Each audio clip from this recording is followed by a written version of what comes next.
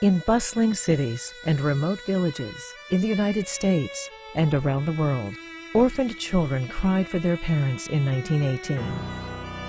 People of all cultures struggled with the same terrible threat, and within a matter of months, as many as 50 million would be dead.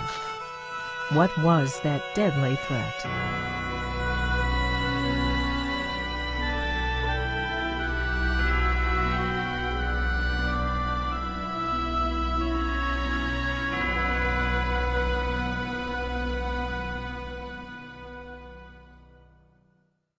We had just come from a few years before from Mexico.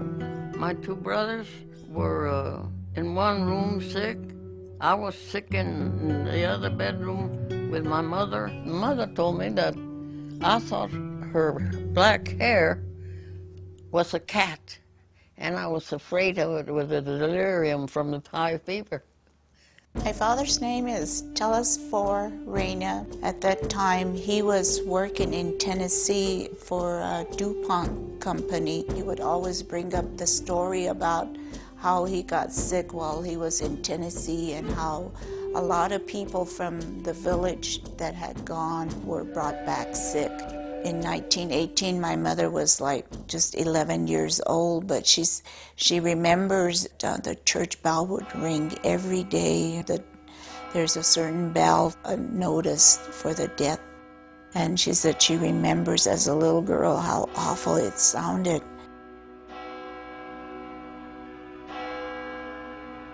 Back in 1918, I was between 10 and 12 years old, I would say. And I got the flu, and it was just my mother and I.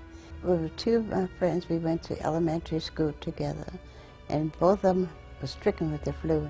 And I would go out to Bayview Hospital, and they put her out on a porch in the cold winter time, and they had blankets and a hood on, but she died. Both of them died. My mother was the midwife, and she tended to the people, the delivery of babies. She used to take me with her to go and visit the new mothers, and I loved to go see the new babies.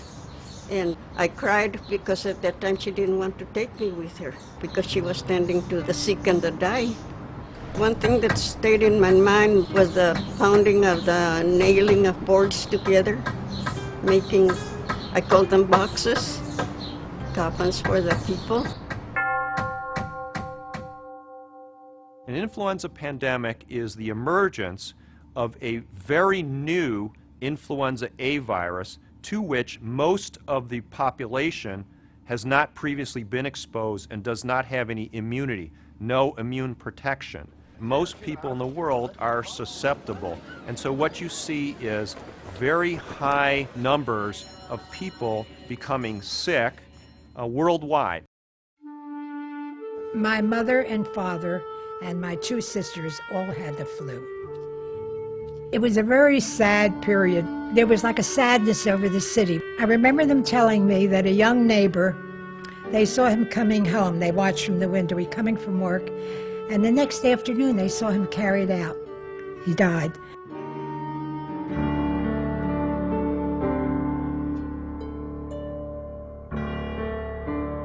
The influenza of 1918 was not only much more lethal than seasonal flu, the death rate was very high among young adults, strong young men and women working to support and care for their families. What was different about the flu that struck in 1918 and 1919? Brevig Mission is northwest of Nome, Alaska on the Bering Sea. The fact that Brevig exists today is remarkable. Since of the 80 residents in 1918, only 8 survived the flu pandemic. Over 50 years ago, a medical student with an interest in viruses found his way to the village. So I went out on the grave site and started to dig, and on the end of the second day, I found the first victim. Eventually I started to try to grow the virus, trying to find an alive influenza virus. Week after week after week after week, I got more and more discouraged. And eventually I had no more specimen, and the virus was dead. More than 25 years passed, and new techniques for extracting DNA and RNA inspired a young molecular pathologist to try to identify and describe the virus that caused the 1918 flu pandemic.